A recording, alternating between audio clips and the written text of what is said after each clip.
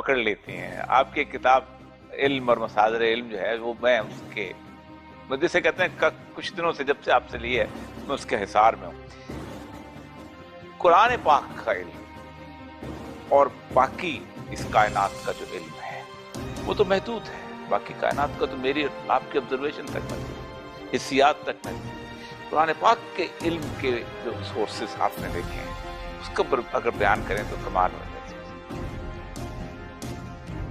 دیکھیے اس چیز کو سب سے پہلے یعنی مقدمہ کے طور پہ سمجھنا ضروری ہے کہ ہمارے علم کی لیمیٹیشنز کیا ہیں اور قرآن کے علم کی فوقیت کیا ہے.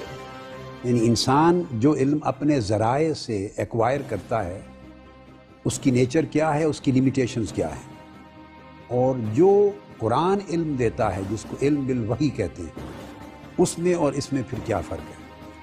تو پہلے اسے کو میں کوئکلی اختصار کے ساتھ اگر عرض کر دوں. دیکھیے اللہ تبارک و تعالیٰ نے حصول علم حاصل کرنے کے کچھ ذرائع انسان کو دیے ہیں جن میں سے سب سے پہلا ذریعہ یہ حواس خمسہ ہے. آنکھ, کان, ناک, زبان, ہاتھ. یہ سننا, دیکھنا, سونگھنا, چکھنا, چھونا, یہ 5 سینسز ہیں جو ایک انیستھیزیا کے انجیکشن سے ختم ہو جاتی ہیں. یہ وہیں ختم ہو جاتی ہے, بس اسی سے ختم ہو جاتی ہے. اتنی اوقات ہے. اب اس میں جو پرلطف بات سمجھنے والی ہے, ان میں سے ہر ایک حص کا ادراک ہے, پرسیپشن ہے, اور وہ پرسیپشن بڑا لیمیٹڈ ہے. جو علم کان کے سننے سے حاصل ہوتا ہے اگر کان کی سماعت نہ رہے تو آنکھ اس کو نہیں جان سکتی, باقی چاروں حواس نہیں جان سکتے. جو علم آنکھ کے دیکھنے سے آپ ایکوائر کرتے ہیں اگر آنکھیں نہ رہیں تو باقی چاروں حواس کام کر رہے ہوں تو آپ انہیں اچیو نہیں کر سکتے, یعنی پرسیپشن ختم ہو جاتا ہے. جو علم آپ کو سونگھنے سے خوشبو بدبو کا حاصل ہوتا ہے وہ اگر سمیل کی گلینڈز کام نہ کریں تو باقی تمام حواس آپ کو بیکار ہو جاتے ہیں. اسی طرح چکھنا اور اس طرح چھونا, یہ سارا جو علم ہے جو انسان حاصل کرتا ہے یہ حسیات پر, محسوسات پر مبنی ہے. اب اولیاء مقبول جان صاحب, یہ محسوسات سے جو کچھ ہم کلیکٹ کرتے ہیں یہ ادراکات ہیں, یہ علم نہیں ہے, یہ میسیجز ہیں. یہ سارے جو ہماری حواس ہیں یہ دماغ کو میسیج بھیجتے ہیں, پاس آن کرتے ہیں. دماغ ایک فیکٹری کی طرح ہے, برین, اس کے اندر بھی 5 شعبے ہیں. اب میں اس تفصیل میں نہیں, الفاظ میں جاتا پھر وہ فلسفہ بن جائے گا تو عام سننے والے کے لیے مشکل نہ ہو جائے. مگر ذہن میں رکھ لیں کہ جس طرح یہ حواس ہیں 5 اس طرح برین کے اندر بھی دماغ کے بھی 5 شعبہ جات ہیں. ان میں سے کوئی شعبہ تصویر کو ریسیو کرتا ہے, کوئی اس کے مفہوم کو ریسیو کرتا ہے, کوئی آواز کو ریسیو کرتا ہے, کوئی لفظ کو ریسیو کرتا ہے, کوئی اس کے معنی کو ریسیو کرتا ہے, کوئی لفظ اور معنی کو جوڑتا ہے, کوئی اس کو محفوظ کرتا, ریٹین کرتا ہے. یہ ساری فیکٹری کے 5 شعبے مل کے ادراکات کو وہ جو آنکھوں نے, کانوں نے, ہاتھوں نے بھیجے تھے ان کو آرگنائز کرتے ہیں, ان کو نظم دیتے ہیں, تو نظم کے بعد ادراکات علم بن جاتا ہے.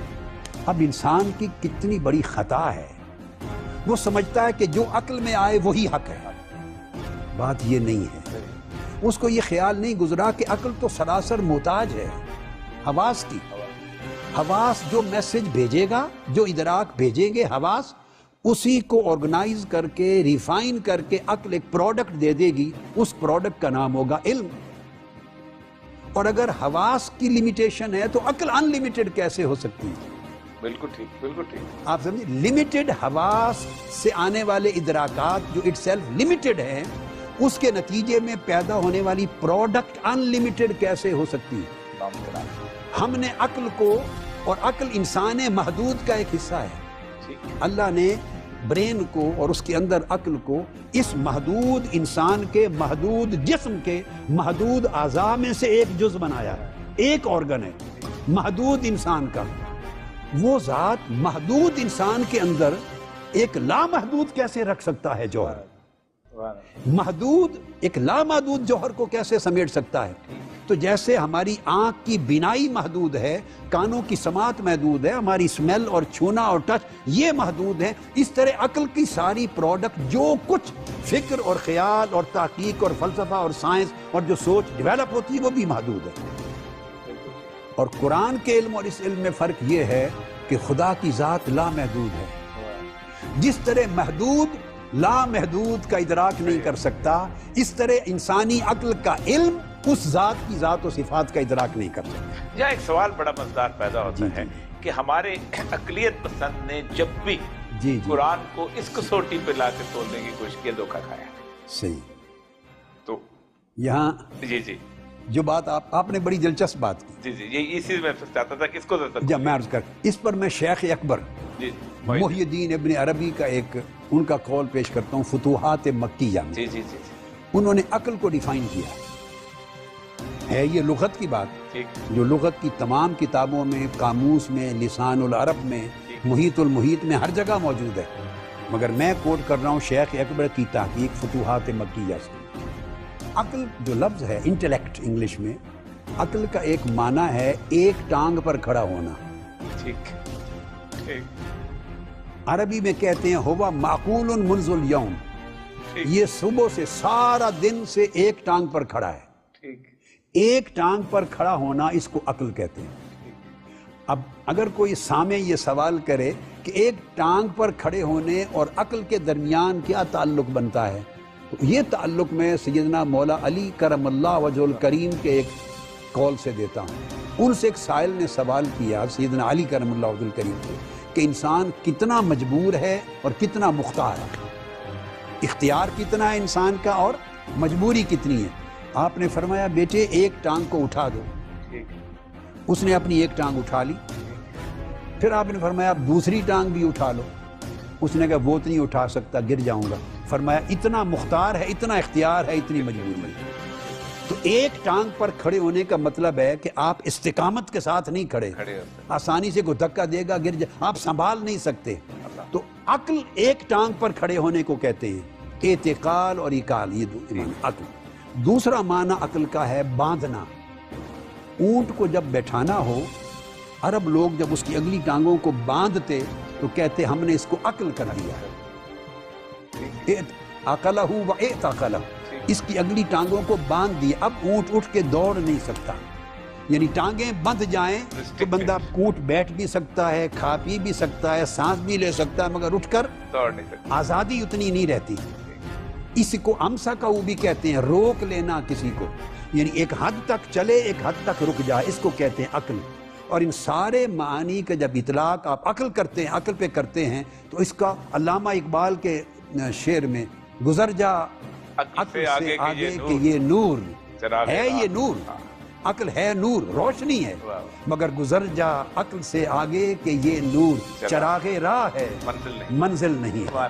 یہ راستے کا چراغ ہے، روشنی دیتا ہے، آپ کو گزرنے کا راستہ بتاتا ہے، مگر منزل تک پہنچ جاؤ اس عقل کے ذریعے، یہ طاقت نہیں۔ اچھا ایک اور کبھی کبھی آپ کی کتابیں پڑھنے سے احساس ہوتا ہے کہ یہ خالصتاً جسے کہتے ہیں نا اکتسابی کے ساتھ ساتھ، جسے کہتے ہیں نا ایک وہی جبلی قسم کی چیز، یا جسے کہتے ہیں جبلی علم یا الہامی علم یا علم لدنی، یہ الفاظ کوئی ایسا کوئی روحانی فیض ہے جو اس کے اندر چلا آتا ہے، کوئی اس میں، اگرچہ کہ میں ایسا سوال کیا ہے کہ جو میں تو اس پر کمنٹ نہیں کروں گا، مگر اتنا ضرور کہوں گا کہ علم کے جس طرح یہ ذرائع حواس خمسہ ہیں، جی وہی میں کہہ رہا ہوں، اسی طرح ایک ذریعہ علم کا پھر عقل ہے۔ عقل اور حواس خمسہ سے حاصل ہونے والا علم لازم و ملزوم ہے، ایک دوسرے کے ساتھ جڑا ہوا بھی ہے اور ایک دوسرے پر انٹر ڈیپینڈنٹلی ریسیپروکل بھی ہے، اور ڈیپینڈنٹ ہے ایک دوسرے کا، آزاد نہیں۔ اس کے بعد ایک تیسرا علم ہے، اس کو وجدان کہتے ہیں، وہ سورس ہے۔ امام غزالی نے کہا وَوَرَاءَ الْعَقْلِ طَوْرٌ آخر تُنْفَتُ فِي عَيْنٌ أُخْرَى، کہ حواس اور عقل کے بعد ایک اور دور علم ہے، اس کو وجدان کہتے ہیں، اس میں ایک اور آنکھ کھل جاتی ہے۔ صحیح۔ اور وہ علم جو ہے وہ نہ حواس کا سورس حواس کے دروازے سے آتا ہے، نہ عقل کے دروازے سے، وہ پھر قلب کے دروازے سے آتا ہے، پھر وہاں تزکیہ نفس اور تصفیہ قلب کا ایک باب چھڑ جاتا ہے۔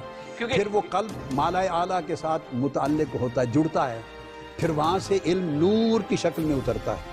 افمن شرح اللہ صدرہ للاسلام فہو علی نور من ربہ، وہ علم مالائے اعلیٰ سے نور کے طور پہ آپ کے قلب مصفہ پہ اترتا ہے. اس کے لیے ضروری ہے کہ دل کا برتن صاف ہونا چاہیے. اللہ برتن دل کا گندا ہو تو ہم اس میں پانی بھی نہیں ڈالتے، دودھ بھی ڈال کے نہیں پیتے کہ برتن گندا ہے. تو اگر دل کا برتن گندا ہو تو اللہ اپنا علم لدنی کیسے ڈالے گا اس دل میں؟ اس کے لیے دل کا برتن اس طرح صاف ہونا چاہیے کہ وہ آسمانی علم کو اپنے اندر سمو سکے. یہ ایک الگ ہے جن کو اللہ عطا کرے، میں کمنٹ نہیں کرتا. میں احساس ہوتا ہے اس کتاب، کیونکہ ظاہر بات ہے ہیومنلی پاسبل نہیں کچھ چیزیں کہ جو اس سارے ادراک، یہ اللہ کی توفیق سے، اللہ کی توفیق، اللہ کی عنایت سے، بے شک. اس کے عطا کرنے سے، وہب سے ہوتا ہے. یہ وہب ہے. ناظرین، انتہائی خوبصورت مرحلے پہ یہ گفتگو پہنچ چکی ہے. تھوڑا سا آپ کو انتظار کرنا پڑے گا. آتے ہیں.